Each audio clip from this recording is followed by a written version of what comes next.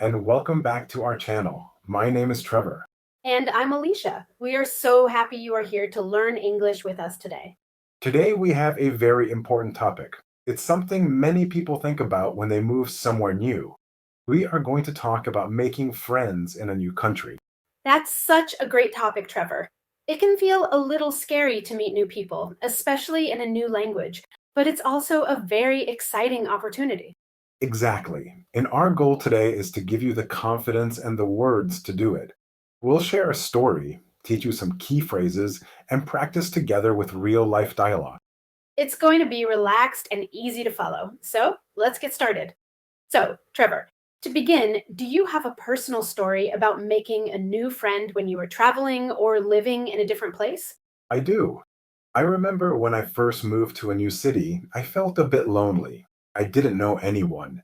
So I started going to the same coffee shop every morning before work. Oh, that's a nice routine. A familiar place can be comforting. It was. And I noticed there was another person who was also there every morning.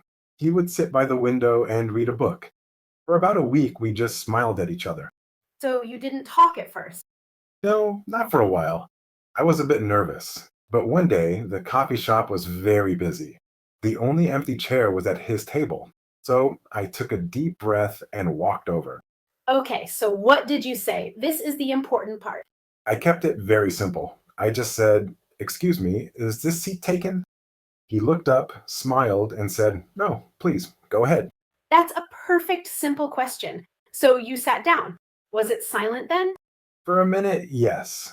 Then I saw he was reading a book by an author I liked. So I said, "Oh, I love that author. Have you read his other books?" And that's how we started talking. His name was Ben, and he became my first good friend in that city. That's a wonderful story. It shows that you don't need a big, complicated plan, just a simple question about something you see. That's the key. Small steps. Find something you have in common, even if it's just being in the same coffee shop. How about you, Alicia? Do you have a story to share? Now let's explore some of the vocabulary and phrases related to my story and to making friends in general. These will be very useful. Okay, I'm ready to learn. Our first phrase is to strike up a conversation. In my story, I was trying to find a way to strike up a conversation with Ben. To strike up a conversation. That sounds active. What does it mean exactly? It simply means to start a conversation with someone, usually someone you don't know.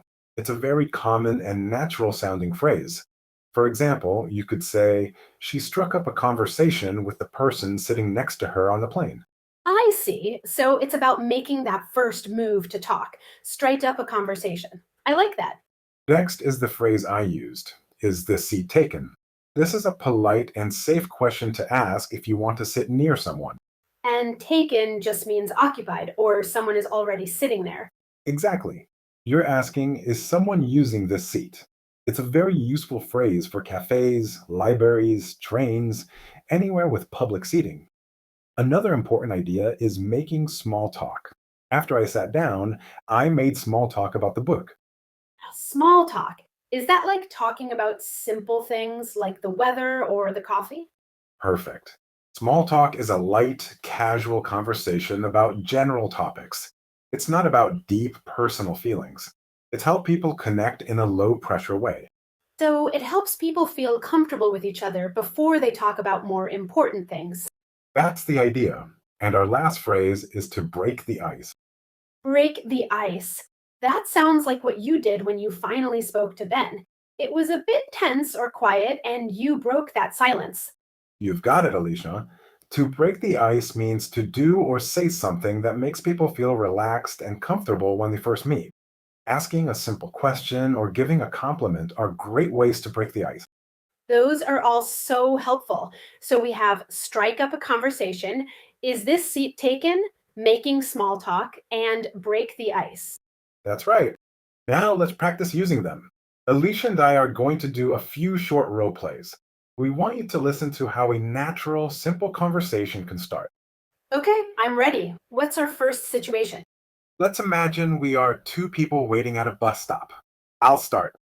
"This bus is taking a long time, isn't it?" Yes, it is. I hope it comes soon. The weather is getting a little cold.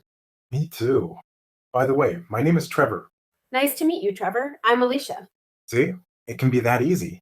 We started by talking about a shared situation, waiting for the bus. I like that. No pressure. Okay, second situation. Let's say we are in a language class and it's our first day. I'll start this time. Hi, I'm Alicia. Is this your first day too? Hi, Alicia. Yes, it is.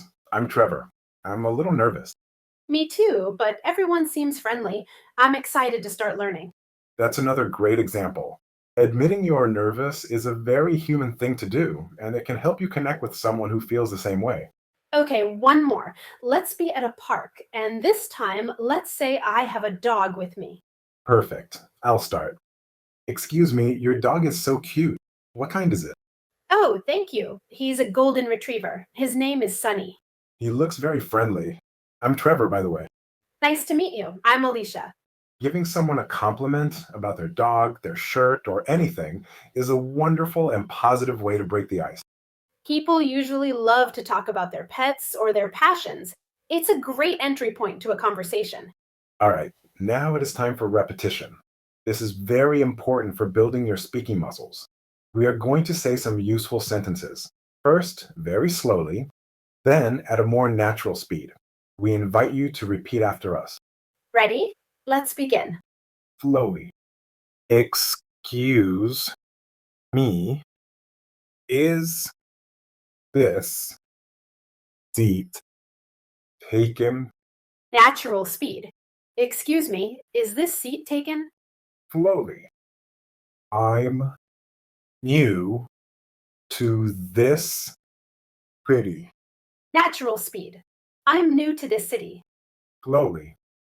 It's lovely weather today, isn't it? Natural speed. It's lovely weather today, isn't it? Excellent. Now let's try paraphrasing. This means saying the same idea but with different words. For example, if you want to ask to sit down, you can say, is this seat taken? What's another way to say that, Alicia? You could ask, is anyone sitting here? Or do you mind if I sit here? Great alternatives. How about introducing yourself? You can say, by the way, I'm Trevor. What's another way? You could say, my name is Alicia, or I don't think we've met. I'm Alicia. Fantastic. Practicing different ways to say the same thing makes you a more flexible and confident speaker. And now it is your turn to practice. We will give you a situation. We want you to pause and think about what you could say to start a conversation. You can even say it out loud. Okay, situation one. You are at a grocery store. You are looking for coffee. You see someone who looks like they work there. What could you say? Did you think of something? You could say, excuse me, could you please tell me where the coffee is? That's a great practical example. Okay, situation two. You join a hiking club. At the start of the hike, you are standing next to someone you don't know. What could you say to break the ice? There are many good options. You could say, hi, I'm Trevor. Is this your first time with this group? Or you could say, this looks like a beautiful trail. Have you been here before? I love those examples. They are open and friendly, and they invite the other person to share something. Now let's talk about some real life places and situations where you can meet people. Where's some good places to go, Trevor? That's a great question. Hobby groups are fantastic. If you like to read, join a book club. If you like sports, join a local team. That's a great tip because you automatically have something in common with everyone there. A shared interest is a perfect conversation starter. Exactly. Also, consider taking a class. It could be a language class, a cooking class, or a pottery class. You learn a new skill and meet new people at the same time. What about volunteering? Another excellent idea. When you volunteer for a cause you care about, you meet people who share your values.